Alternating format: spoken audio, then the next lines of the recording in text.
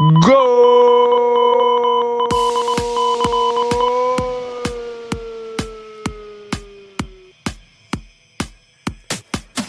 Comença els descontrolats.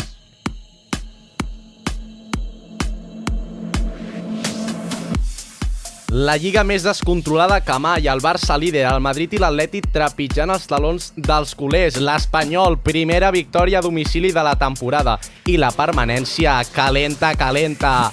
Comença també l'hora de la veritat a la Champions. Barça-Benfica, derbi madrileny, PSG-Liverpool. Quin programa ens espera? Qui s'alçarà amb el trofeu més important en el marc europeu? Avui als Descontrolats repassarem els duels dels vuitens de final. No marxeu perquè ha arribat l'hora, el dia i el moment perquè comenci el podcast més apassionant de la UAB Mèdia.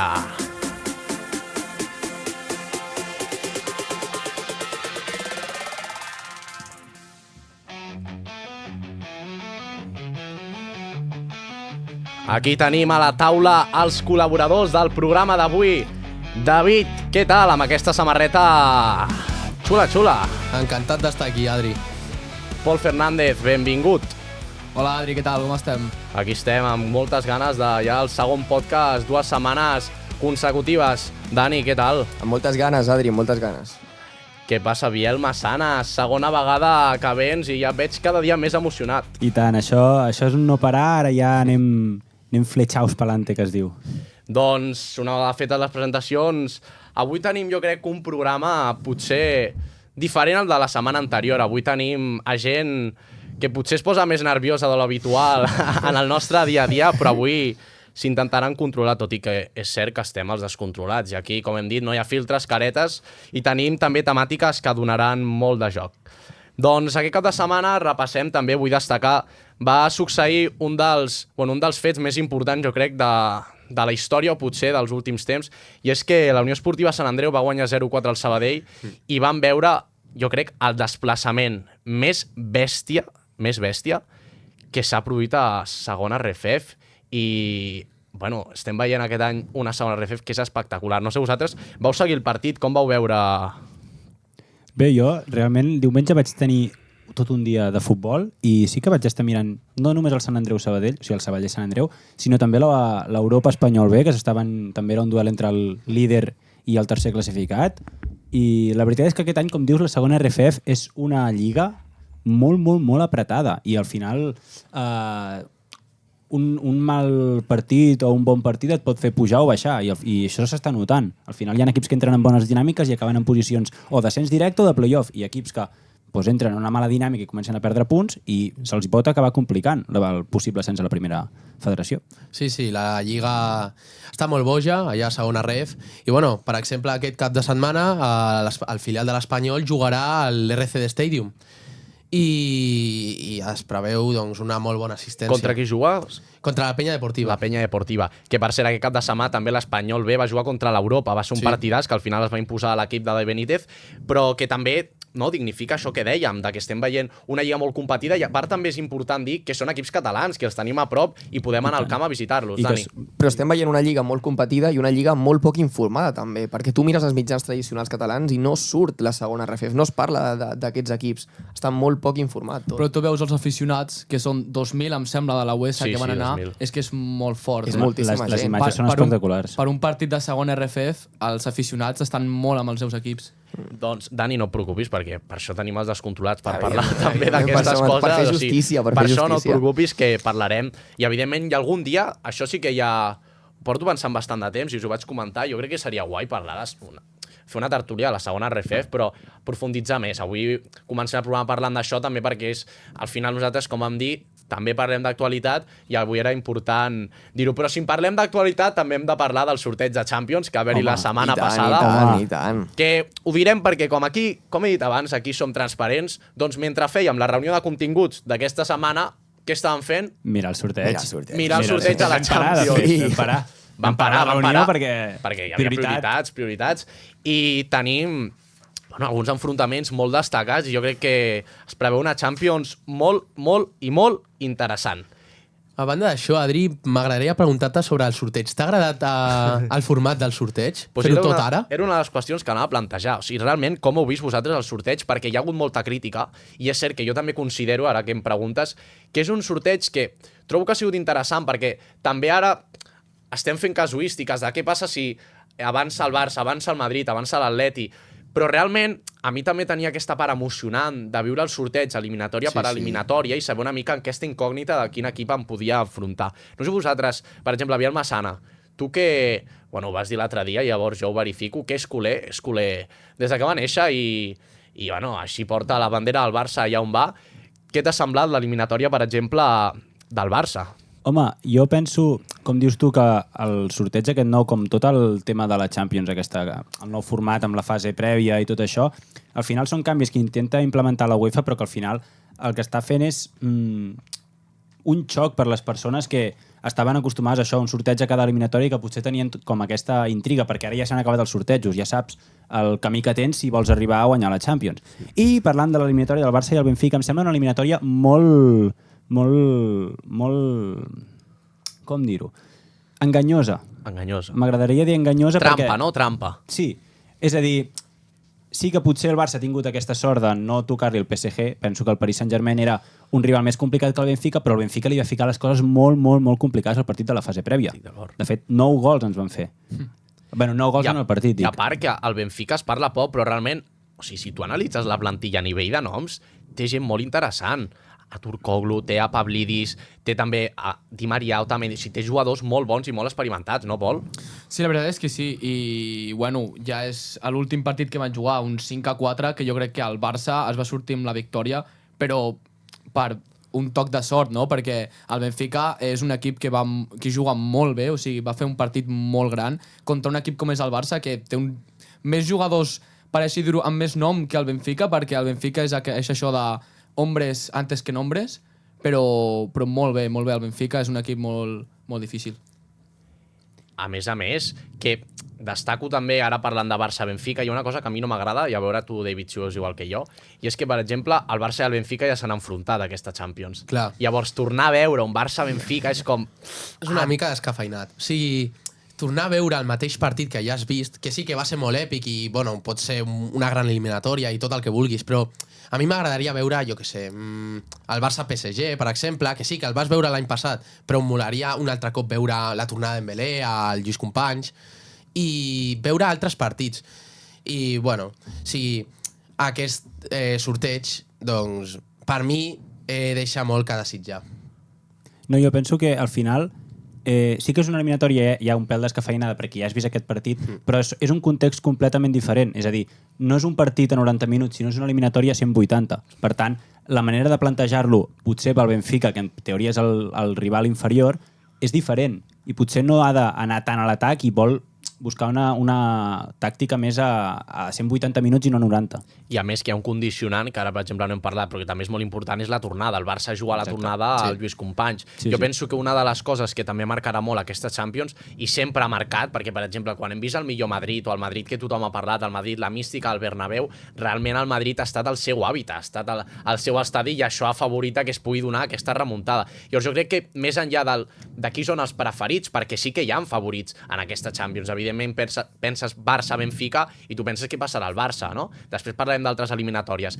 Però realment el fet de ser la tornada a casa encara decanta més a l'equip català, no, Dani? Sí, evidentment. O sigui, jo sempre he pensat que el factor de jugar a casa és jugar un partit molt important, perquè l'afició que tens a casa no la tens en un altre lloc, no? I el fet de jugar més la tornada, no? Que potser tens un resultat desfavorable, o no, però si tens un resultat desfavorable tens allò, la motivació de dir de remuntar, ho faré a casa, ho celebrarem amb la meva gent, i per mi això és realment important, i jo crec que, bueno, que és un punt a favor. Però també t'he de dir que el futbol avui en dia és 11 contra 11 i cada equip s'està formant millor últimament i qualsevol cosa pot passar. Una de les altres eliminatòries també importants i que jo crec que ha sigut una eliminatòria que la gent no ha parlat perquè ho ha acaparat tot Barça, Madrid, Atleti, que per mi és l'eliminatòria més impactant, que després també en parlarem, però ha sigut el PSG-Liverpool. Dos equipassos que estan fent una temporada molt bona i que el PSG sembla que començava i ara tornat com a agafar força. Dani, tu que has seguit més aquests equips... I tant, el PSG s'enfronta al Liverpool a doble volta el dimecres 5 de març i el dimarts 11 de març, que són els vuitens de final. I els dos equips són primers a les seves lligues, no? Amb una bona diferència amb els segons, i a més, el Liverpool només ha perdut un partit durant el que porten a la Champions aquesta temporada. És per això que per mi és favorit el Liverpool per passar de ronda, no? I a més també tenim el factor del Salah, i de fet, ser primer a la Premier pues, jo crec que és una mica més important perquè és una lliga més complicada que no la lliga francesa, no? Però bueno, tot això el Liverpool no pot confiar-se perquè el París és un equip fort que ve de guanyar per 10 gols el seu últim rival a la Champions, i llavors és el que diem, són 11 contra 11 i són dos equips forts, no? Tot això la meva aposta continua tirant cap al Liverpool, però bueno, tot pot passar. David, tu creus que també el Liverpool guanyarà així d'aquesta manera? Doncs jo penso que el PSG pot sorprendre. O sigui, per mi, el PSG no és el mateix que el que va començar la temporada i el que va començar la Champions. Ara mateix, per mi, el PSG està, per mi, en top 5 equips d'Europa. Sí, per mi, ara mateix. Amb un Dembélé que està, que fent gols quan vol, està, amb una tàctica de Luis Enrique, que sí, que no és el millor PSG dels últims anys, però per mi, tàcticament i sobretot com a equip, perquè abans sí, tenies Mbappé, Messi, el que vulguis, però no hi havia un equip. Exacte. No hi havia una unió que ara sí que hi ha al PSG. I per mi això és molt clau en el PSG. I per això ara, per mi, ara mateix, el PSG sí que pot fer coses grans a Europa. Jo crec que pot sorprendre també. O sigui, sí que continuo tirant cap al Liverpool tal, però crec que pot sorprendre perquè al final, com ha dit l'Adri abans, són eliminatòries, no? Realment, no? Com la del Madrid, que pot passar qualsevol cosa, que no són super desiguals, no? I això la fa més increïble la Champions. Totalment, i a part jo crec que, ho ha dit el David a la perfecció, ho ha definit, és que aquest PSG té noms i cognoms i és Luis Enrique. Sí, i tant. O sigui, igual que se'l va criticar molt, jo crec que hem de recordar que l'any passat crec que va estar semis de Champions, no? Sí. O sigui, realment li ha portat aquesta identitat de joc que també ha portat altres equips. Un dels millors Barças va ser el de Luis Enrique. I sembla que no es parli aquest entrenador, perquè a part és el que diu el David. No tenen top 5 millor plantilles d'Europa. Però actualment, a nivell d'estat de forma, és un top 5 a Europa. I crec que una diferència respecte a l'any passat, i amb això acabo, del PSG és que ha sabut fitxar. Hi ha hagut altres anys que el PSG s'ha tornat boig i ha començat a fitxar, i realment un equip ple d'estrelles potser no és el millor equip. Evidentment tens els millors jugadors, però els jugadors no guanyen els partits ni els campionats, el guanyen els equips, i un clar exemple és el Madrid. El Madrid al principi de temporada no guanyava tan fàcil com ara. També és veritat que a Champions li està costant menys, i això és perquè està començant a jugar i a defensar com un senyor equip.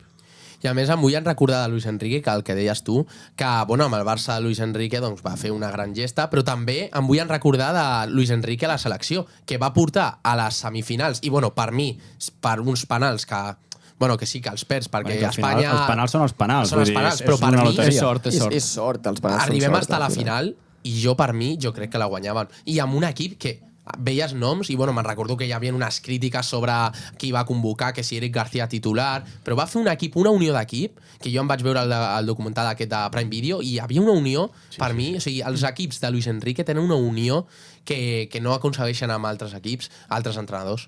Doncs David, ens quedem a Anglaterra i repassem també una altra eliminatòria que també és veritat que jo penso que és de les més fluixes, i jo crec que potser és la que està més decantada, tot i que he de dir que el Brujas ha sigut una de les sorpreses.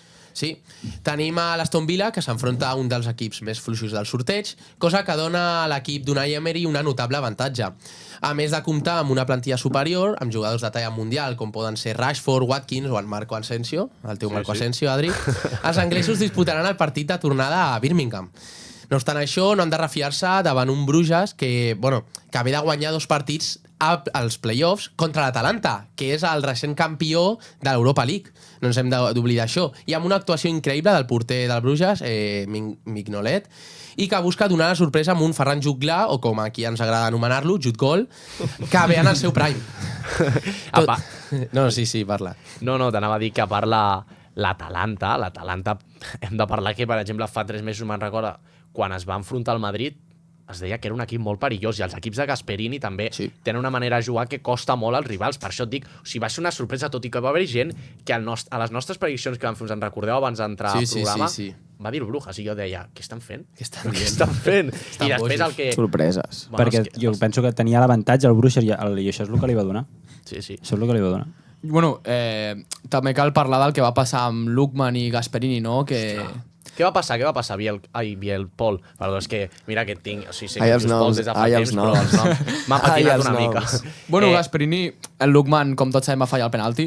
També hem de dir que va fer un bon partit, encara això.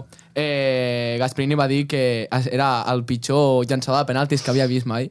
I clar, jo recordo també que el Lukman, quan estava al Fulham, també va fallar un penalti de Panenka. I clar, jo els penaltis que l'he vist xutar, que han sigut un parell o tres, els ha fallat. I clar, però em sembla una falta de respecte per Lukman perquè és molt bon jugador. Li es va donar una Europa League a la final. sí. I tant.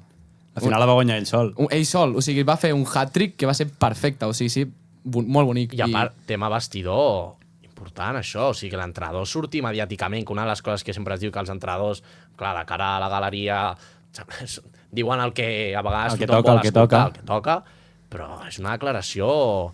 Que ha sortit demanant perdó després per dir això, però em sembla una falta de respecte per Lukman perquè possiblement seria un dels millors jugadors d'Atlanta, per no dir el millor. És que són coses que no s'han de dir. O sigui, Clar. tu com a entrenador penses una cosa, penses, bueno, doncs no facis que llenci penaltis, no? Però no ho diguis en públic. Al final és una qüestió de respecte. I menys amb l'enfocament mediàtic que tenen aquests partits, sobretot quan un equip que és superior doncs, no passa a l'eliminatòria, les mirades van cap a l'entrenador i que l'entrenador s'aixugui les mans dient que la culpa ha sigut del jugador, doncs... Clar, perquè parlem de que van perdre, per tant, inconscientment tothom tendeix a dir ha sigut culpa de Lukman, per exemple. Clar. Sí. Jo el cas així que més random, per dir-ho d'alguna manera, m'ha semblat, us en recordeu quan Dimitrovic, quan estava a l'Eibar, que era l'encarregat de tirar penals, amb Mendilibar, us en recordeu? De fet, va marcar contra l'Atlètic de Madrid, Va em marcar. sona, ara em ve el cap al moment. Sí, jo crec que és el cas així més raro que he vist, però quan entra a sortir a la I premsa a dir que... l'any passat també Ederson va xutar un penal en els quarts del Madrid City, diguéssim. Sí. Una altra eliminatòria també a destacar, que tampoc s'ha parlat, i crec que aquí hi ha un equip, i ara m'ho explicareu millor vosaltres, però que tampoc es parla, i considero que és l'equip que millor defensa d'Europa, que és el Feyenoord-Inter. Inter, també una eliminatòria potent. De fet, el Feyenoord ve de donar la sorpresa. Jo crec que és, junt amb la del Bruixes, és la sorpresa més gran dels setzents de final, eliminant el Milan en un partit que, com dèiem, sorpresa, perquè el Milan ho tenia tot de cara, tenia l'estadi, tenia més que al minut 1 va empatar l'eliminatòria, vull dir, en el minut 1 ja amb guanyar per un gol li valia, i el Feyenoord va aguantar i al final doncs, va acabar donant la sorpresa i classificant-se als vuitens de final molts anys després de fer-ho. Crec que no sé si eren 50 o por ahí. Però, com bé dius, Adri, l'Inter de Milà és un dels equips que millor defensa d'Europa i no és casualitat, doncs és el líder de la Sèrie A, està allà amb el Nàpols lluitant pel títol, però és un gran equip. De fet, és l'únic equip italià que queda a la Champions. Hòstia. Per tant, ha de mantenir l'honor italià a la I sabeu també que això a la és important competició. per algú del rànquing UEFA, no? Sí. Perquè Sí. això algú ho saps, David? Ara tenim 5 equips a Champions, ara mateix amb aquest coeficient. Evidentment, encara no està definit. I, bueno, sí, clar, si l'Inter guanya i els equips espanyols s'eliminen ara, sí que la Lliga Italiana tornaria a tenir aquests 5 equips a Champions, però el més segur és que, bueno, segurament l'any vinent, el cinquè, que és el Villarreal, estarà a Champions. Bueno, a fase prèvia, crec que és. Això és important també pel futbol espanyol. De fet, he vist ahir em va sortir, mirant Instagram, em va sortir una publicació, no sé si era de Post United o de quina compte era, que si es donés la casualitat que això acaba com diu el David, que el cinquè es classifica a Champions, Real Societat guanya l'Europa League Sí, i Betis 10 guanya la equips. Conference, Espanya l'any que ve enviaria 10 equips a competicions europees. Sí, sí. La meitat de la La meitat de la Lliga, sí. Us imagineu? Bueno, però Històric. Seria molt bonic, Espanya en esports sempre ha estat a dalt, o sigui, a Sí, futbol i en trencaria una molts mica el altres que vam dir la esports. setmana vull dir. passada. Estem molt infravalorats perquè a Espanya, en tots els esports, sempre acabem molt alt. I tenim molts noms, Sempre, els motos també, o sigui, Sí, sempre sí. qualsevol esport, sí. No, però és curiós, perquè després, i jo ho vaig dir la setmana passada, i ho mantinc, la Premier considero que és millor lliga que l'espanyola. I això tant. ho he de dir. Sí, Més jo també atractiva, ho- jo també ho penso. Com a penso, funcionament sí, de lliga. Com a També funcionament. ho penso, sí. Però no com a nivell. O sigui, Perquè- és que sempre que juguem contra equips de Premier, sigui, Això. és que ens tenen por. Sí, no. Venen aquí a Espanya i és la... Uf, Jo tinc la és un equip sensació- espanyol, uf. Jo tinc la sensació, no sé si us passa, que la Premier, diguéssim, que sí que hi ha un nivell alt i llavors, diguéssim que la diferència entre el nivell molt alt de la Premier i el nivell molt baix és és relativament curt, però en Espanya els equips que són molt bons són excessivament bons i després hi ha equips com, sense menysprear, el Real Valladolid, que porta 700 golejades aquest any a Lliga. Després parlarem del Valladolid. I diguéssim que el nivell està molt més disparat en aquest sentit. I a part, és que que també crec que un dels factors és aquest, i jo crec que hi ha un altre que és la manera de jugar. La Premier té una manera de jugar que és futbol directe, és futbol de... Tu veus un partit de la Premier i no agafes tortícolis perquè al final també tenim tenim un coi, no coi de Fernando Alonso, però alguns, jo veig el Perico, per exemple, quin coi té li dic Perico perquè porta la samarreta i em surt automàtic. Soc de l'Espanyol, ja estic acostumat a que em diguin Perico. Però no, és curiós perquè tu veus i estàs així. En canvi, veus la Lliga Espanyola i, bueno, pots estar amb el mòbil que no et perd res, no sé si m'entens. Però, en canvi, surten a Europa i aquesta manera de jugar, perquè jo crec que nosaltres tenim també aquesta manera més polifacètica de controlar diferents estils de joc, ens permet que quan anem a Europa, si un equip se'ns tanca, sabem jugar.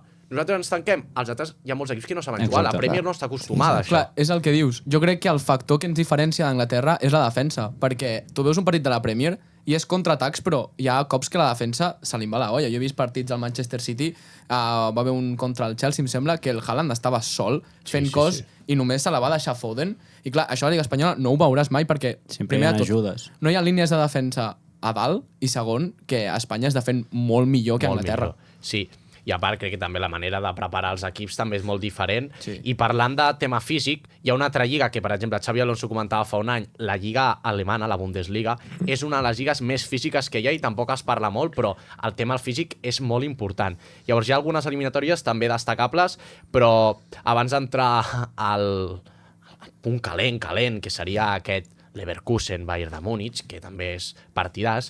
Hi ha un Dortmund League, que també és un partit important, no, Pol? Sí, bueno, el Dortmund es troba ara mateix de ser a la Bundesliga i arriba després d'una golejada espectacular contra el Union Berlin amb un 0-6 o 6-0, però també amb ombres perquè té les baixes importants a Julian Brandt i Félix Nmecha, que condicionen molt el seu joc ofensiu. El Lille ara mateix té molta confiança perquè ve de guanyar el Mónaco i el Rennes i els manté per la lluita en la Ligue 1 perquè van ara mateix quarts al Lille. O sigui, hi ha una gran diferència. Per parlar de figures clau, comptem amb el Dortmund, que té a Guirassy amb 23 gols, que és el màxim golejador de la Champions, que porta 10. I el Lille té a Jonathan David, que tothom el coneix, amb 20 gols. Que ha sonat pel Barça 20 vegades. 20 vegades, sí. I no res, no? I un detall molt curiós és que només s'han enfrontat 2 cops en tota la seva història i els únics 2 cops que ho han fet han empatat. 1-1 i 0-0. I van ser el 2002, em sembla. Que és a cantar a la balança. Sí, exacte. Bueno, igual hi ha 2 empats i ens anem a penaltis. Clar. Has de cantar igual la balança. Exacte. Sí, d'una manera o d'una altra. Però jo crec que personalment el Lille guanyarà aquest partit. El Lille guanyarà el Dortmund? Sí, ho tinc Fies en el Lille, tu? Sí. Jo me'n vaig amb el Lille. Lille al Dortmund? No. Jo me'n vaig amb el Lille. És que és el Dortmund, no ens oblidem, o sigui... Però jo tendeixo a pensar que la Lliga francesa està pujant bastant, tio. Sí, però igualment t'he de dir que el Dortmund no és el Dortmund de... No té res a veure, és veritat que fitxen a Guirassy, que venia de ser... No sé si va ser màxim golejador de la Bundesliga, perquè crec que va ser Harry Kane, però... Amb l'Stuttgart, jo me'n recordo l'any passat, començant la temporada, cada partit fotia 2 gols, 3... Es va inflar. I després tenim un altre partidàs, que és el Leverkusen Bayern de Múnich, no, Pol? Que aquest sí que, igual que aquí parlem del Madrid-Atleti, doncs allà s'ha de parlar d'un dels clàssics del futbol alemany. Un Bayern líder amb 58 punts a la Bundesliga, però el segueix el Leverkusen, que amb 50 punts arriba amb moltes ganes de fer història. Hem de parlar que els últims enfrontaments entre l'any passat i aquest, em sembla que el Bayern no ha guanyat cap. No ha guanyat cap i han empatat els altres i el Leverkusen ha guanyat 2, que un va ser a la Pokal, que cal destacar que el Leverkusen va guanyar. Arriba el Bayern en bona forma també, golejant en Lliga i avançant en Champions, però té baixes importants com Upamecano i Pérez i Musiala, que és dubte perquè s'ha fet un Kimmich, cop... també. Kimmich. Em sembla que sí, també. Doncs són 2 dels jugadors més claus del Bayern. Sí. Però Musiala em sembla que arribarà. Jo crec que arribarà. Però... Hauria de forçar. Hauria de forçar, jo crec. Home, seria una molt bona notícia pel Leverkusen que no arribés Musiala, i una molt dolenta pel Bayern de Múnich, no, David? Sí. I a més, bueno, ara ho comentaràs tu, però la tornada, on és? No... El Bayern Leverkusen. Clar, la tornada. Clar, la tornada és un partit d'anar de volta, eh? La tornada és al camp de l'Leverkusen. Clar. Sí. M'he quedat tot loco. S'havia quedat com dient, què m'has Se li ha buguejat una mica. Vull dir que per mi això és un factor determinant de l'eliminatòria i a més, el que has dit, que als últims partits el Bayer Leverkusen no ha perdut I al final, amb el Bayern. el partit de Lliga que van jugar fa poc, el Bayer Leverkusen per mi va fer un repàs completament al Bayern de Munic i no van guanyar simplement perquè la pilota no va entrar.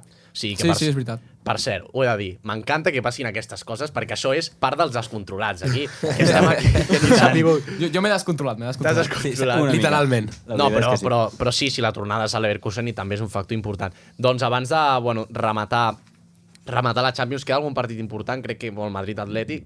No, que volia dir que també cal parlar de que Harry Kane té 29 gols ara mateix i el Leverkusen compta també amb Xhaka i Wirtz. Sí, Xhaka és un bon jugador, però és que Wirtz és molt bon jugador. És molt bo. I també ha sonat per altres equips. Potser és el nom més sonat que té el Leverkusen, perquè al final és el que estàvem parlant abans del PSG. El Leverkusen, a nivell de noms, li treus a Florian Wirtz i els noms no són massa coneguts. Però Xabi Alonso està fent una feinada i els està convertint en un dels equips més competitius d'Europa. Que, per cert, això no és ni informació ni res, sinó s'ha dit per tots jocs. Després d'Ancelotti, Xabi Alonso serà l'entrenador del Madrid i crec que no hi ha cap dubte. I farà una gran feina, jo crec. Sí. Farà molt bona feina. Jo penso que és un... Bueno, ara quan parlem del Madrid, parlarem del Madrid. Directe. Després, ja, quan arribi el moment... Abans de parlar del Madrid, és veritat que ara em deia el David PSV-Arsenal. PSV-Arsenal, que també... I a part, ens portes alguna interessant, jo crec, també a dir, que cridarà molt l'atenció als oients. Bueno, jo crec que aquí sí que no hi ha discussió. L'Arsenal és clarament favorit en aquesta eliminatòria contra el PSV d'Eindhoven. L'equip de Mikel Arteta compta amb jugadors de gran talent, però el PSV ja va sorprendre els play-offs eliminant la Juve. I ara, porta Lucas Pérez. Però jo no em centraré gaire en l'anàlisi. I us porto una gesta històrica al PSV a la Champions. I perquè ja sabreu que el PSV té una Champions al seu palmarès, però la va guanyar d'una forma curiosa. I és considerat el pitjor campió de la història de la competició. Així que us porto la història que possiblement no coneixeu de com el PSV es va fer amb la seva única Champions el 1988. I és que el PSV no va guanyar cap partit des dels vuitens de final fins fer-se campió. I em preguntareu, David, com és això possible? Un cop arribat a quarts de final, davant els girondins de Bordeus, a l'anada i a França, van empatar 1-1. A la tornada a Eindhoven, el partit no va tenir cap gol i amb la norma aquesta que hi havia abans del valor gol doble fora de casa, qui va passar va ser el PSV. Però clar, sabeu qui li va tocar a semifinals? El mític Real Madrid de la quinta del buitre. Ojo. Clar, aquest Madrid portava sense guanyar una Champions més de 20 anys. Encara tenia 6 Champions. O sigui, imagineu les ganes que hi havien de guanyar una Champions a Madrid. A més, el Madrid venia d'eliminar 3 grans d'Europa d'aquella època. El Nàpols de Maradona, l'Oporto, que era l'actual campió de la Champions, i el Bayern, que era l'actual subcampió, que havia perdut a la final amb l'Oporto. Llavors hi havia una sensació de que aquella Champions ja tenia guanyador, que era el Madrid, no? Ja que les altres semifinals eren un Benfica contra Steaua de Bucarest. Clar, el partit d'anada al Bernabéu va començar marcant el Madrid els primers minuts de partit. I allò pintava ja a golejada, però gràcies a una gran defensa el PSV va resistir i a més van poder empatar el partit i van anar 1-1 a la tornada. Clar, a Madrid, que això m'ho ha dit el meu pare, que és abonat des del 87, hi havia una sensació que a Holanda, doncs, 0-3 i anem cap a la final i la guanyem, clar. Però sabeu què va passar a la tornada? 0-0. Un altre cop el mateix. 0-0. El Madrid va tenir milers d'ocasions, però no va aconseguir marcar, i el PSV ja era finalista. Però això no acaba aquí, clar, perquè encara queda la final. La final, clar, sí. La final va ser un altre partit del PSV defensant, espectacular, tenint una d'ocasions al Benfica. I, clar, tenien a la defensa Ronald Koeman, per exemple, al PSV. I, el partit es va mantenir empat a 0 i van anar als penals. Als penals, el PSV va fer-se campió per 6-5 i va ser campió per primer i únic cop, considerat així el pitjor campió de la història de la competició. Bueno, esto es fútbol, papá. És campió igual, o sigui, pot ser el pitjor, però és campió. Sí, clar, jo crec que hem d'aplaudir. O sigui, increïble, això del PSV que acabem de veure ara. Sí, és històric, és històric. M'encanta aquest futbol a mi, i per això aquestes històries... I per cert, diré, una abraçada a tots els aficionats del PSV que es van entregar aquella Champions. I si algú ens escolta d'allà, una abraçada a tots. I que finalment va guanyar, i enhorabona perquè va guanyar. Una Champions, hi ha equips que no ho poden dir, això, eh? Ui. Massana, Va fort, el senyor. si tires la pedra no amaguis la mà. Tot No, teu. no. Digues, ara ho has de dir. Jo penso que... Com t'apreta el perico, eh? És que es Ara pensen que ho parlo has de dir, clar. Es pensen que parlo de l'Espanyol com si l'Espanyol fos l'únic equip que no té Champions. Bueno, Jo pensava que es referís a l'Atlètic de Madrid. Sí, és el que anava a dir jo. També, Pensava que no? deia L'Atlètic l'Atlètic de Madrid. Madrid. Pues Agafa, no, que ja sé que pues parlaràs, ja sé que parlaràs. recullo el Madrid Atleti i aprofito per parlar d'una eliminatòria que considero que és l'eliminatòria més top de totes les que hi ha hagut. Jo crec que no em centraré tampoc en l'anàlisi perquè crec que el Madrid i l'Atlètic es parla a tots els mitjans convencionals i parlem també nosaltres a classe perquè són dos dels millors equips d'Espanya, crec que és una evidència. I crec que, sincerament, és l'eliminatòria que menys clara tinc. Jo, sincerament, crec que guanyarà el Madrid. Ara bé, Però també ja no n'has... També per què? no, jo us explico, a part del meu sentiment, jo us ho raono, bàsicament, per dues qüestions. Per començar, crec que l'Atlètic de Madrid aquest any té una diferència respecte als anys anteriors i és que té una plantilla molt més experimentada i una plantilla amb més profunditat. I crec que el Xolo té una bala molt important per utilitzar en una eliminatòria a doble partit.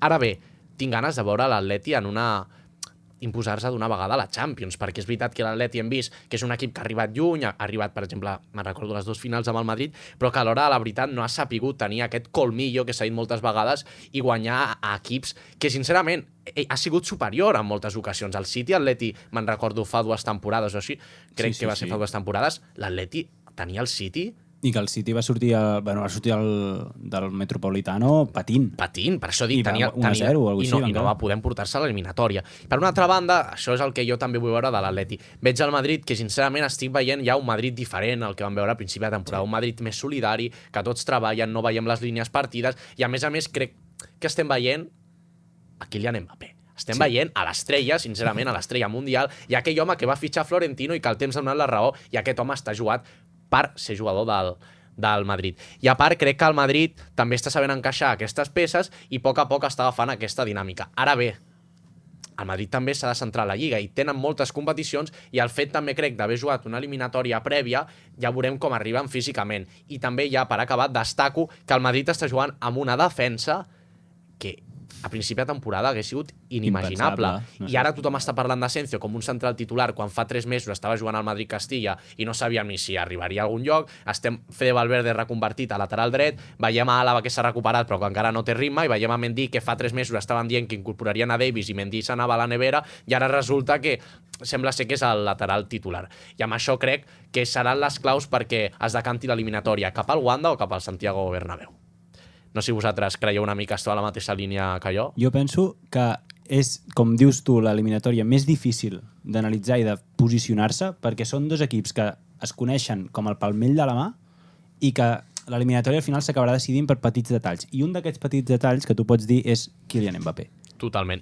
I un altre detall és la tornada al Wanda. Això també és molt important. Jo tinc claríssim que si aquesta eliminatòria tingués la tornada al Bernabéu, donaria favorit al Madrid completament. Què passa? La tornada al Metropolitano, per mi, dona un punt de possibilitat que l'Atlètic pugui competir i guanyar per primera vegada el Madrid a la Champions, que mai l'ha guanyat. Sí. Però jo he de comentar una cosa, i és que és el Real Madrid a la seva competició, a la Champions. Exacte. És el que més títols té, 15, i a més l'Atlètic de Madrid s'ha enfrontat molts cops davant el Madrid a Champions i sobretot els últims cops, que són els més actuals des del 2014 fins ara. En cap cop des del 2014 l'Atlètic, o sigui, l'ha eliminat. Tots els cops ha sigut el Madrid. Clar. I és que és la seva competició. Per mi no hi ha debat. Ho sento. L'Atlètic, quan veu al Madrid, a la Champions, i bueno, quasi sempre, és que és el Madrid. És que no tenim res a fer. No, i al final el Madrid, jo crec que, com deia l'Adri, amb aquesta milloria de joc i tal, ha acabat posicionant-se com un clar favorit a guanyar la Champions, més que res també perquè, com dius tu, la seva competició i el Madrid a la Champions és completament diferent al Madrid de les altres competicions. I a part és que la història pesa molt en aquestes competicions. I tenir 15 Champions al parche de la samarreta, això pesa i Ja la volia dir. La volia dir. És l'argument dels madridistes. I ho sento, però és que és l'argument, jo crec, a part dels madridistes, és l'argument que reflexa la realitat, encara que, per exemple, a tu no t'agradi, jo crec... No, jo no dic que a mi no m'agradi, m'és igual. Crec que reflexa una mica també això de que el Madrid, evidentment, ho sento, l'Atlètic crec que és molt bon equip, però si mirem la història crec que no hi ha nivell de comparació, no, Pol? no. Jo crec que l'Atlètic, la Champions, aquest any està molt bé, guanyant el PSG, guanyant el Leverkusen, però crec que és una competició que se li veu, sense ofendre, se li veu una miqueta gran, i a més contra el Madrid, que és el pare d'aquesta competició. Cal dir que l'Atlètic ha quedat 5è a la Champions i el Madrid 10è, però crec que el Madrid les té totes. A més, el Madrid és la raó principal per la qual l'Atlètic no té cap Champions. O sigui, 2 finals contra el Madrid les ha perdut l'Atlético de Madrid. Bueno, que s'hauria de veure com les ha guanyat el Madrid, no? Sí, bueno, però la final... Aquí entra ja... Aquest és el meu tema. Si vols, després podem parlar del podcast de la setmana passada, te l'escoltes, perquè vam estar parlant de l'arbitratge. I potser després, si vols, un dia que vinguis parlem... No, en sèrio, podem parlar un dia de l'arbitratge, però si parlem de l'arbitratge m'agradaria que a la taula siguessin molta gent, perquè crec que és un dels temes que més debat pot... I al final, si comencem a tornar a parlar de l'arbitratge, la gent dirà aquesta gent que és monòtona. No, és monòtona. I Però no. entenc el teu. I portem a Florentino també a parlar, no? Perquè al final... I a Tebas. Tebas també, i a Tebas. A tots. I a Negreira també, els portem a tots, una a una. I entenc també el que diu ell, perquè al final, clar, quan parla una persona que el seu club ha pagat durant 17 anys el vicepresident arbitral... Aquesta és bona, Aquesta... Però és un problema que no s'ha demostrat encara. Presumptament. No,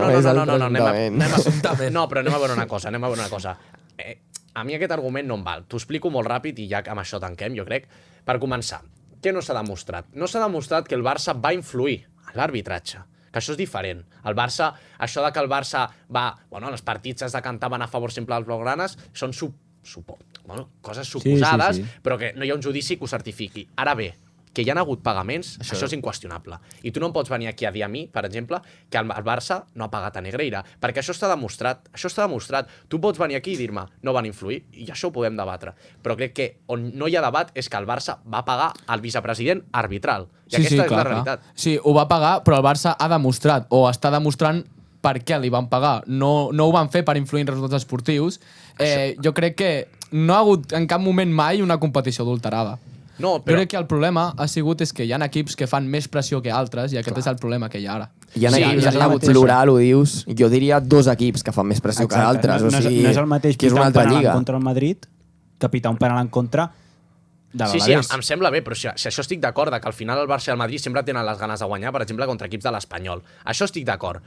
Ara bé, el Madrid emet un comunicat i cap club es pronuncia. Això sí, després tots anem a una reunió amb la RFF i cadascú pel seu compte els caps de setmana emet comunicats o emet tuits. Si estem tots tan en contra de l'arbitratge, anem a sumar-nos i fer un comunicat conjunt. No ser anarquistes i cada club prendre les decisions, perquè jo crec que és l'única manera de solucionar el tema de l'arbitratge, que com he dit és un debat que podríem estar mitja hora, però que sincerament crec que ara hi ha altres temes més importants. Sí. Pol i David, si voleu rematar, i jo crec que passem a parlar de la Lliga, que és on està la cosa interessant de veritat. Jo volia dir una petita cosa, i és que hi ha molts equips de la Lliga Espanyola amb molt complexa d'inferioritat. I hi ha molts equips que... Bueno, sí, això. Jo, per acabar el debat, per mi, que els 2 equips més influents en aquestes coses, que són el Barça i el Madrid, em parleu d'això, em dóna vergonya. Sí, no té sentit. Sí. Jo, per mi, aquí s'acaba el debat. Si voleu parlar entre vosaltres, vale. Però amb altres equips, és que no teniu res a... És que no...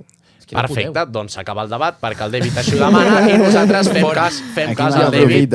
Fem cas al David perquè avui a sobre porta la samarreta de l'Espanyol rosa. De quina temporada és? La 22-23, quan van baixar també per un tema d'arbitratge, en la meva opinió. I això estic d'acord amb tu, va ser bastant escandalós allò.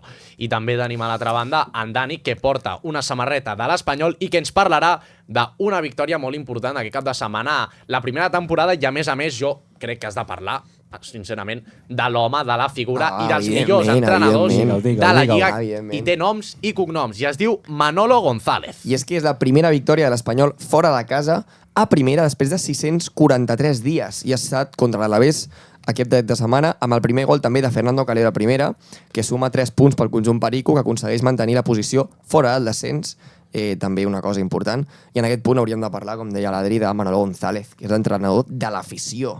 l'entrenador aclamat per la seva gent, aquell que va passar de conduir busos a entrenar equips de futbol, aquell que va posar l'Espanyol a primera en l'últim moment i que ara lluita per mantenir l'equip a primera, havent de suportar una directiva incompetent, també s'ha de parlar d'això, liderada per el Chen Jansen i el seu grup Rastar, que va prometre quan van arribar a la Champions i ens va baixar segona 2 cops. També això és una cosa realment important. No? Llavors aquests fets ens mostren que el problema no és sempre dels jugadors ni tampoc dels múltiples entrenadors. Gran part del problema que l'Espanyol hagi passat de ser un històric de mitja taula a ser un ascensor, perquè la gent del Barça se'n riu de nosaltres, però la realitat som un ascensor, és en part de la directiva i dels deutes. Què en penseu? Totalment, i jo crec que sí, això que has dit que en penseu, i jo de moment recullo, i abans que entrem en un debat, m'agradaria també que parléssiu una mica des del cor com a aficionats de l'Espanyol. Per exemple, tu, David, com estàs visquent una situació que crec que a la vegada és enriquidora veure com un entrenador s'està deixant tot per un equip i els jugadors, però què sents tu com a aficionat de l'Espanyol veure la situació del club? Jo porto, abonat des de la 19-20, la temporada que estàvem a Europa i vam quedar últims i, vam anar cap a segona. Sí, m'he menjat els pitjors anys de la història i aquí segueixo igual d'enamorat que el primer dia. I sí, el que estem visquent a l'Espanyol és una cosa que per aficionats com jo, que som més joves, és que és insostenible i evidentment que dona ganes de ser un equip més gran o ser un equip que no baixi, no? Però és un amor que tens cap al club i sí, que la directiva tal, però és que això és una cosa a part. L'Espanyol porta tota la vida sent un equip, per mi és, jo crec que per tothom és un dels equips que ha d'estar sempre a primera i és un dels equips més històrics, evidentment, i que ara està passant per un mal moment. I jo vull dir una cosa, i és que no només nosaltres, hem de veure el Valladolid, que té a Ronaldo, un altre que no ha sigut mai. Que no dirigeix res, és increïble. I un altre és el Lim, a València. I mira com anem. Quina casualitat que els equips que tenim uns inversors de fora estem a la part baixa. I sí, l'Espanyol ara ha tingut una mica de sort, vam guanyar el Madrid, ara l'Alavés, però ens treus aquests 6 punts i estem al pou. I tant. I però estem allà amb tots. Però és que és normal, vull dir, l'Espanyol, si m'equivoco, algú em corregeixi, és dels equips, o potser l'equip que menys diners es va gastar en aquest mercat de fitxatges, perquè tot va ser tot cedits. I ara, quan acabi la temporada, els jugadors que tenim bons marxaran tots. Perquè no hi ha diners per poder comprar els jugadors, ni per poder comprar el Roberto, ni per poder comprar ningú. Jo, a l'altre vaig veure el Guadapuado, ho podeu explicar, això que va sortir de que s'anava o alguna cosa així? Sí, bàsicament, el que pensem tots és que, si ens mantenim, es queda si li fem un contracte una mica més decent del que té ara. Si baixem a segona, oblida't que se'n va a la Real, al Girona o a la Premier. El Sevilla també. I ha estat sincer perquè és el que ha dit el tio. Si em fan una bona oferta i l'equip es manté i tal, jo em quedo. Si no, suposo que marxarà. També és normal. És un tio jove, és bo i li ofereixen millors contractes a altres equips de primera. A mi m'agradaria recalcar, tornant a això que dèieu de la despesa de l'Espanyol en el mercat, de que tots són cedits, m'agradaria tornar a la figura de Manolo González, que per mi és un entrenador que, com a molt bé dit el Dani, fa molts pocs anys estava entrenant a equips de segona federació, inclús conduint busos, jo què sé jo. A Badalona. Sé que va estar entrenant a la penya deportiva, va estar entrenant a equips de categories més inferiors i que realment a primera és el seu primer any i que va agafar l'Espanyol després d'estar amb l'Espanyol B i perquè van destituir l'entrenador. Vull dir, penso que la feina que ha fet aquest entrenador és de valorar moltíssim amb una de les plantilles, com heu dit, que menys s'ha gastat i que està aconseguint i que des del meu punt de vista penso que s'acabarà mantenint a primera. Tant de bo. I mira, diré una cosa, ara et deixo, David, sí. que l'altre dia estava a casa i dic, ho he de dir un dia als descontrolats, o a la ràdio dic, un dia ho he de dir. I sabeu que em dóna molta ràbia a mi, mira, jo ara que hem començat a estudiar periodisme, jo em dono compte que hi ha molta gent vàlida per ocupar càrrecs, no?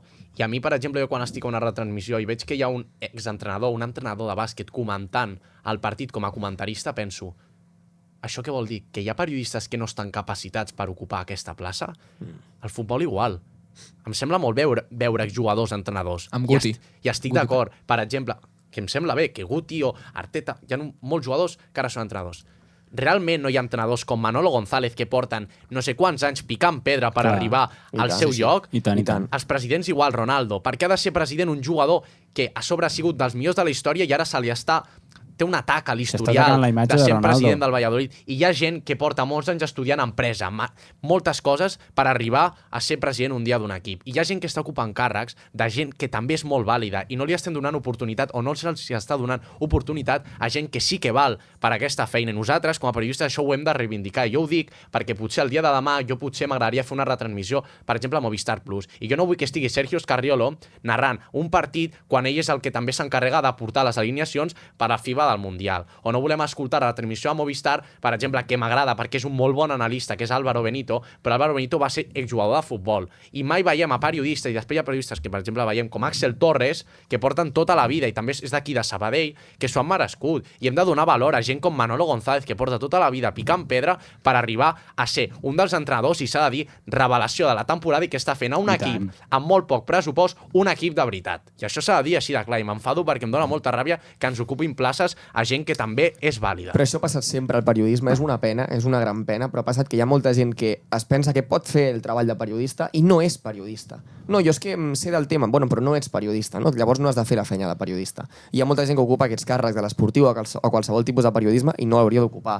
Llavors aquesta reivindicació és perfecta i això dona per un clip, O sigui, Sí, farmejant clips, farmejant clips. Espectacular. I ara seguirem també parlant una mica a l'Espanyol, però vull parlar una mica de la Lliga. Algú podria mirar com portem la classificació perquè també els oients es situïn. Pol Fernández. Jo la tenia aquí perquè volia dir que a l'Espanyol, bueno, tots els equips, a partir dels 5 primers, estan molt apretats. O sigui, l'Espanyol, que jo volia dir que s'animin perquè el 8è, que és el Mallorca, té 35 punts, i l'Espanyol, que va amb 15, o sigui, que està en posició 15, té 27, no? 27, ja, 27 punts. Que va a 15, 27 punts. O sigui, està a 8 punts del 8è. Dani, és el que et dic. Estem a 8 punts d'Europa. Jo penso en no descendre i el senyor David pensa en arribar a Europa. O sigui, estem allà. però no podem anar a Europa perquè no tenim plantilla. O sigui, si anem a Europa baixem a segona. Aquí. Per cert, una aclaració, només he dit abans, perdoneu, Álvaro Benito, el tema aquest. Álvaro Benito, aquí potser ha patinat una mica, és veritat que està d'analista també perquè va tenir una lesió molt greu a la seva carrera i per això va arribar aquí, però em parlava d'exemples com per exemple el cas de Guti o Stoichkov, que estan comentant a Movistar, però Álvaro Benito no volia posar llenya al foc perquè és un tio que s'ho ha currat de veritat. I només una aclaració i seguim amb això de la Lliga, que crec que és molt interessant. David. Res, dir, bueno, lo apretat que està tot a baix, o sigui que per un punt o 2 punts estàs al 16è o estàs al 19. O sigui, és que són petits detalls en partits que pots estar a dalt o cap a baix, i bueno, també a mitja taula també està tot igual. I per mi m'està agradant molt aquesta lliga perquè a més de la part baixa, a dalt també tenim el mateix. Estem a 2 punts, que estan, bueno, no, un punt, estic veient ara mateix el Barça, Madrid i Atlètic, que estan allà en un punt. O sigui, m'està agradant molt aquesta lliga i em recorda la lliga de Koeman que va perdre amb el Granada. Sí. Saps quina dic? Sí, que va guanyar l'Atlètic de Madrid. Oh, que bonic. Me'n recordo. Va guanyar, sí. No, va ser la següent. La següent de la pandèmia, Sí, clar, que diguéssim, estaven sí. 4 equips a les últimes 3 jornades que encara podien guanyar la Lliga, que era el Sevilla, que ja em dius tu què pinta allà, doncs estava per guanyar la Bones Lliga. coses, no? Com el Girona l'any passat, que també va I el aguantar. Super D per al seu moment, vull dir, hi ha coses al final que... l'Euromàlaga, l'Euromàlaga. Clar, però jo deia això perquè sempre es parla de Barça, Madrid, a dalt, la cosa està molt apretada, però també hi ha equips a baix que s'estan deixant la vida cada jornada. No? I al cap de setmana, per exemple, vam veure aquest Alavés espanyol, i d'aquí poc també tenim un derbi que també serà molt interessant. Ojo amb el derbi, perquè ara ho estava mirant i que el Girona no s'acaba confiant perquè només està a 4 punts de l'Espanyol i cuidado com aquest dia... Mira, que bé s'ho passen. Has dit Girona, a 4 punts de l'Espanyol i ja estan rient els dos. És que semblava, no? Al principi de temporada, el Girona va com una bala, el Girona Champions, no sé què. On és el Girona? I el separa, només el separa Getafe. On és el Girona? Què li diries a Miquel Costa, Dani, que el nostre company de classe, que és del Girona, és molt aficionat del Girona. També tenim a Ot Saula, a Biel Soler. Què els diries a tots aquells que pensen que el Girona ha sigut molt superior a l'Espanyol? Que el Girona ha millorat aquestes últimes temporades, perquè ha millorat, i s'ha de dir, però que el Girona és un equip històricament de segona. No ens oblidem, no ens oblidem. Tota la raó. I el Girona ha pujat i està fent una bona temporada. Jo no li desitjo el mal, no? Però compte, que pensàveu que anàveu com fletxes i ja esteu a propet de l'Espanyol. Jo només dic això. Potser al final de la Lliga us passem, no sé, és... David, és el teu torn. No, riguent tota l'estona, el Girona, tal... Sempre. Però és que, sí, que som el segon millor equip de Catalunya.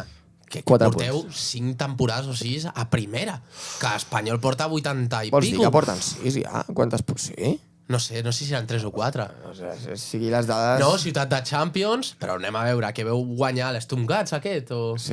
Això No, en Bratislava va pues, guanyar el Girona. Biel Massan i Pol no estan aquí, Miquel Costa i Ot Saula per defensar el Girona, però vosaltres, Sí, jo- que sou culers, en teoria simpatitzeu més amb l'equip gironí que amb l'Espanyol, no? Vinga, va. Jo, personalment, penso que el Girona sí que estic d'acord, i els números són els números, que l'Espanyol ha estat molts anys més a primera que el Girona, però sí que el Girona l'any passat va tenir la temporada que va tenir. Jo crec que la incorporació de Mitchell és un dels grans encerts de la història més recent del Girona, perquè al final, l'any passat, sí que amb la incorporació al Citigroup i tots aquests cedits que li van arribar, sí que va fer la temporada que va fer i aquest any ha pogut tenir el somni de la Champions, però al final hem vist que amb el ventall actual del Girona no li dona per la Champions. Clar. No és un equip de Champions. És el que passa, no?, amb els equips aquests. Per exemple, jo m'acordo del Leicester. Tots aquests equips que hi ha una temporada on triomfen molt, els jugadors més bons se'ls emporten i després l'equip baixa el seu rendiment. És el cas de per exemple, Savinho, de tots aquests jugadors del Girona que ho van fer molt bé la temporada passada, els hi han tret i el Girona va invertir bé els diners en fitxatges així, però ha baixat molt el seu rendiment comparat amb la temporada passada, perquè la temporada passada tenia el nom de Mitchell i tenia el nom a la plantilla d'uns jugadors que van tirar molt del carro aquella temporada. Doncs ja acabem el programa, s'ha passat ràpid. I A mi s'ha passat volant. Molt s'ha ràpid, passat esteu volant. flipant. Ja s'ha Sí, acabat, sí. ja. Portem 50 minuts de programa, Ja portem 50 minuts de 50 programa. minuts. Llavors, us deixo així un titular per rematar, perquè aquesta setmana també hi ha Copa del Rei. Aquest programa l'escoltarà també molta gent una vegada ja s'hagi jugat aquesta Copa del Rei. Però si haguéssiu de tirar un titular de l'eliminatòria de Barça-Atleti i Real Societat-Madrid, perquè així també anirà bé, així deixem després a gent retratada, perquè potser aquí diem hi ha un bany del Madrid al camp de la Real i resulta que guanya la Real. Llavors, començo amb tu, la David. Real, Titular pel Madrid-Real Societat, Real Societat-Madrid, i titular també pel Barça-Atlètic, que juga aquesta nit a Montjuïc. Per mi, els dos titulars, o sigui, no un, els dos són tot es deixa per la volta, per la tornada. Per mi, els dos partits seran d'empat, o bueno, que guanya el Barça 2-1 o que guanya el Real 2-1, però els dos partits es deixaran tot per la tornada i això beneficiarà els que juguin a casa la tornada. Vale, llavors, David, titular Real Societat, Madrid i Atleti Barça, el titular és Els dos equips es deixen tot per la tornada. Pol Fernández. Jo, el meu titular, només té una paraula. Només diré una paraula i és afició. I jo crec que l'afició té un paper... El meu titular per aquesta setmana, per als enfrontaments de la Copa del Rei, són l'afició. No tinc res més a dir. Dani Perico. El meu titular, ja ho he dit, és sorpresa. O sigui, és futbol, sorpresa. És això, sorpresa el meu titular. I el Massana? I ja per acabar, el meu titular és unes semifinals de Copa que poden tenir conseqüències molt directes a la Lliga. Un més curt? Un més curt? Més Conseqüència. Conseqüència. No sé sintetitzar. Bueno, ha quedat guai. Doncs el meu titular sabeu quin és? Si voleu saber i voleu escoltar un bon podcast la setmana vinent parlant de la Copa Rei, veniu a veure els descontrolats. Sí, senyor. Dic un titular així. Sí, senyor, sí, senyor. Gràcies. Dic un titular així... Mira, de l'eliminatòria faig un general, no? Ens veiem la setmana vinent. Fins aquí els descontrolats. Esperem que hàgiu gaudit tant com nosaltres i abans de marxar agrair a la Boe Media per fer-ho possible i a tots els col·laboradors que sense ells aquest programa no tindria sentit. Abans de marxar també agrair, i ho torno a dir, a la UAB Media perquè em faig molt pesat, però crec que ens estan deixant aquestes instal·lacions també per deixar veure'ns el nostre potencial i nosaltres passar-nos-ho bé aquí una estona amb tots vosaltres. Recordar que podreu escoltar el programa els dimarts a les 8 del vespre, el divendres a les 9 del matí i els diumenges a les 3 de la tarda a la pàgina web de la UAB Media. També el podreu escoltar a les nostres xarxes socials, els descontrolats, Spotify, YouTube, Instagram, TikTok. Seguiu-nos. Una última cosa. Per rematar, ràpid. Què tal la intro? Us ha agradat la intro? Espectacular. Això ho hem de dir. Vale. Espectacular. El Dani Perico, perquè jo li dic així, el Dani Perico Quedes és batejat ja, el protagonista d'haver fet aquesta espectacular intro i si vols, Dani, fem els honors, intentem acabar el programa amb la intro per tot amunt!